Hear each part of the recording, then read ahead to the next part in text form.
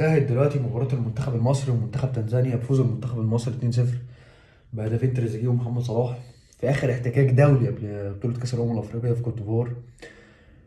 والله هي مباراة يعني متوسطة الأداء بالنسبة لي، شفت فيها بعض القصور.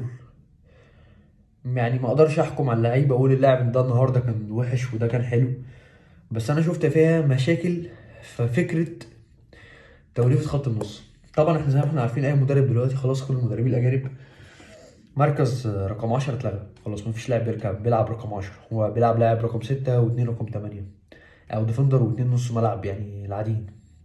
النهارده هو بدأ بمروان عطية وقدامه النني وامام. انا شفت حتة تقصير في حتة ايه، حتة امام عاشور كان كويس كان في المركز، مش كويس كمباراة وكويس ده مركزه، لكن مروان عطية والنني انا شايف ان الاثنين بيأدوا بنفس الادوار. فانت حاطط النني 8 بتطلب منه ادوار مركز رقم 8 فهو مش بيعملها، لان النني اساسا بيلعب في ارسنال رقم 6. ده ايه اللاعب في ارسنال؟ الحته دي برضه هنجيلها، ان هو رجله في الملعب، لا رجله مش في الملعب وقبلها كان مصاب اساسا. فانت دلوقتي بتلعب بمروان عطيه قدامه النني وامام.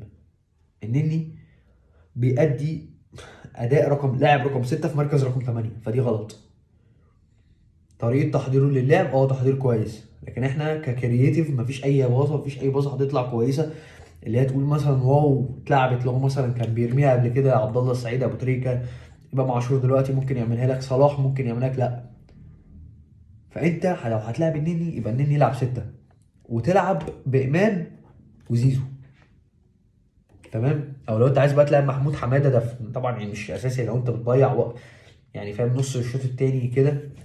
لكن انا شايف امام عاشور وجنبه زيزو ووراه مروان عطيه او حمدي فتحي، او لو انت عايز تلعب حمدي فتحي 8 وتلعب النني 6 ويبقى النني وامام وحمدي فتحي. لكن النني يلعب مركز 8 ومروان عطيه بيلعب رقم 6، لا. ده كده انا حاسس انت بتلعب ب 2 6 قدامهم 1 8، يعني ما فرقتش كده ان امام عاشور بيلعب 10. والنهارده شفت حته برضو هي كانت فكره من المدرب، انا شايف ان هي النهارده ممكن تكون نجحت شويه، لكن هي ما اعتقدش ان هي دي هتبقى فكره مثمره قدام. حته صلاح لما بيدخل في قلب الملعب وعمر كمان بيكمل على الطرف، الحته دي هي كويسه قدام المنتخبات الضعيفه اللي زي دي، هتبوظ الرسم التكتيكي بتاعهم وهتخلي الباك يدخل مع صلاح في قلب الملعب، وعمر كمان هيكمل في الهجمه، تمام، زي ما هنشوفها دلوقتي. زي ما كنا بنتكلم بقى هنا حته على طريقه اللعب بتاعت محمد صلاح لما دخل هنا في قلب الملعب واستلم مني. عمر كمان كان عامل سويتش للملعب على اليمين، وهنا برضو بقى العيوب فكره هنا الكره لما اتلعبت عليك مرتده وعمر كمان كان فاتح الملعب، فقدرت هي تلعب في ظهرك. لو بتلاعب فريق كبير هيقدر يستغلها عليك وممكن يعمل خطوره عليك بيها.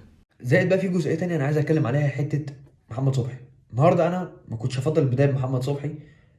انت محمد صبحي انت عارف ان مصر كلها في خلاف على محمد صبحي، ما حدش شايف ان محمد صبحي يستحق ان هو يبقى الحارس الرابع حتى في المنتخب. انت النهارده بدات بيه الشوط الاولاني، محمد صبحي كانت في كوره هي كانت جول لانه نحجزي شالها، تمام. محمد صبحي انا مشكلتي معاه مش مشكلته هو مع كشخص، مشكلته الشخص اللي استدعاه. ليه انت النهارده بتتكلم؟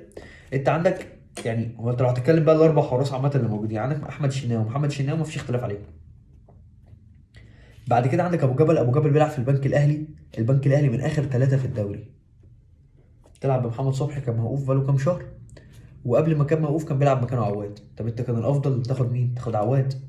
لا، خدت محمد صبحي.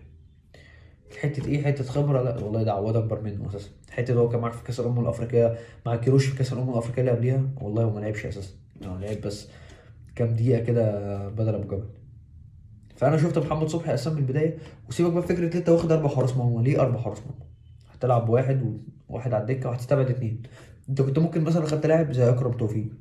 طبعا الناس تقول لك ما اكرم توفيق مش في حالته، ايوه ما انا عارف ان هو مش في حالته، انا مش بقول لك لعبه اساسي، بس اكرم توفيق كان هيقدر يفيدك في مركزين، في نص الملعب وفي نفس الوقت في الباك اليمين. ودي اللعبه اللي انت محتاجها، لان انت عارف اللي انت مع البطوله لما بتطول انت بيحصل عندك اصابات، واحنا كل بطوله بتحصل مع نفس الكلام. وراجع مثلا للعبوا دور ال 16 قدام كوت ديفوار والتشكيله لعبت قدام السنغال، كان امام عاشور بيلعب باك، وكان في لخبطه في الملعب.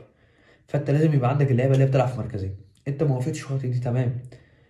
وشايف ان الاصابه حتى بتاعت اسامه جلال وجات ياسر ابراهيم ده كان افضل حل، طبعا اتمنى الشفاء لاسامه جلال. ياسر ابراهيم هو كان لازم يجي من البدايه. انت بتتكلم ان هو كويس جدا، كويس جدا مع الاهلي في المونديال، انت ما رضيتش تاخده، الظروف خلتك تاخده غصب عنك.